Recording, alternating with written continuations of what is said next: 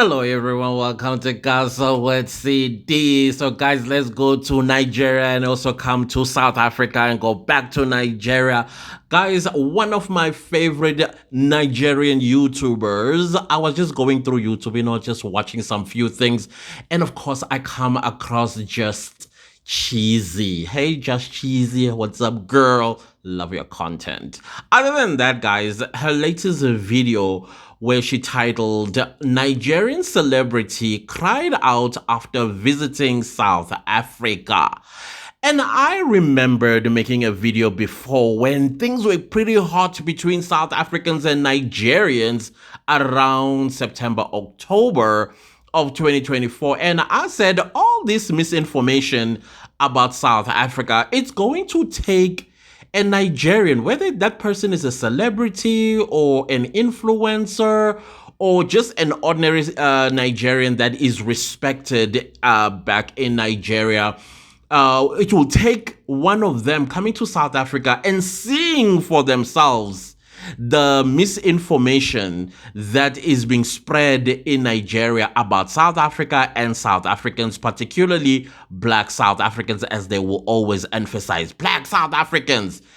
And this person will be shocked at the misinformation, and secondly, the facts right before their eyes. They will be the ones who will create a video and report back like, no, guys, South Africans have been right all this time. They've never lied about their country, because in our interaction with Nigerians, we admit all the time that South Africa has problems.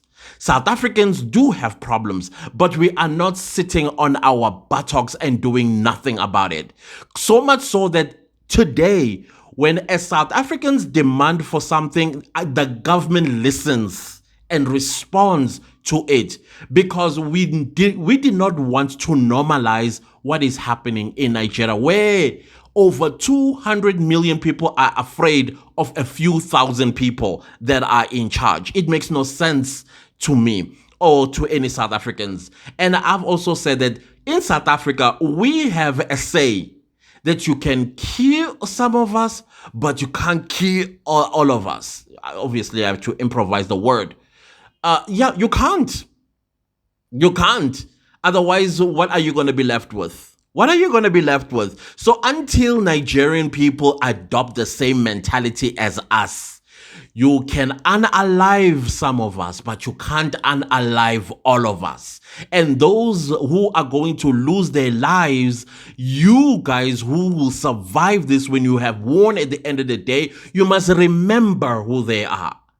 You have to commemorate them at a certain point. You see what happened in 2020 and SARS? There were young Nigerians whom today everybody has forgotten about. And that is wrong, because those are the heroes that laid down their lives to end SARS. But no, because they are not my family member, why should I care? That is a wrong mentality. That is your fellow Nigerian that laid their lives to end SARS. I remember that because I used to post on my Instagram in support of Nigerians. We used to post "End SARS." We had no idea what SARS was. In South Africa, what we know what SARS is: South African Revenue Service. They take taxes from us. We didn't know what SARS was in Nigeria, but we stood with you guys and said, end it. And unfortunately, many Nigerians lost their lives, and that's the end. You must not let, when the government unleashes its evil on you guys, then you run and then you become afraid. No, you go head on. You go head on. But when you do go head on, do not forget the faces, the names, as well as the family members of the people who are going to fall for the cause.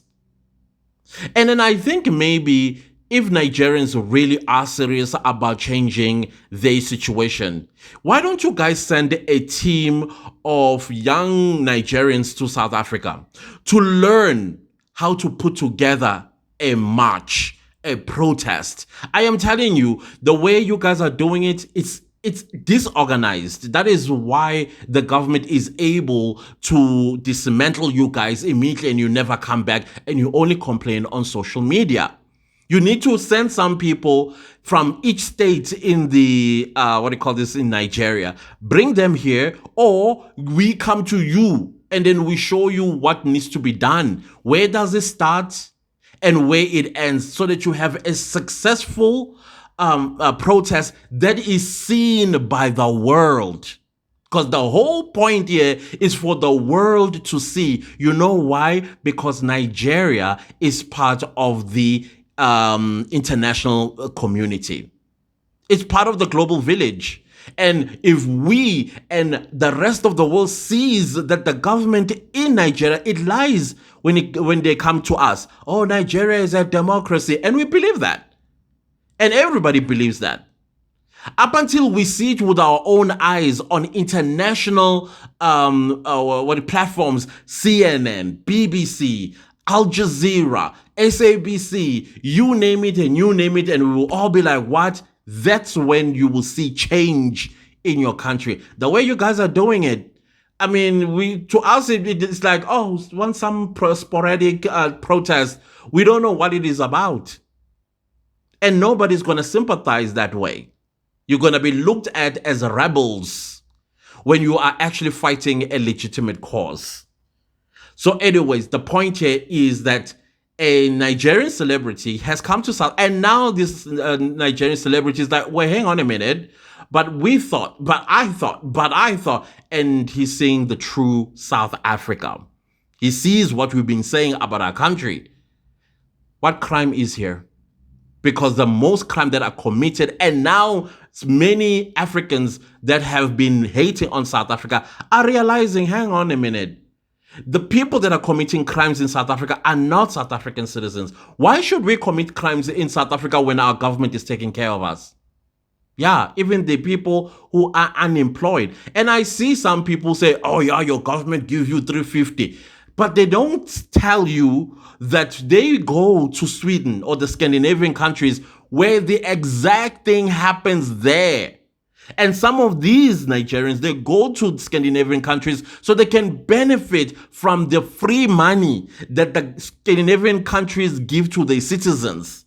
Some of these guys in Nigeria, they go to England to get financial benefits for having children or being unemployed. They don't laugh at them. They are laughing at us because they think, oh, we are so dead poor in South Africa. Oh, the white people is in control and controlling the black South Africans. And there's even a Nigerian in South Africa. In fact, two gentlemen that are busy feeding misinformation into Nigeria. But when you challenge them about the nitty-gritties and the technicalities and the mathematics of what they are saying, they don't tell you anything. They run away.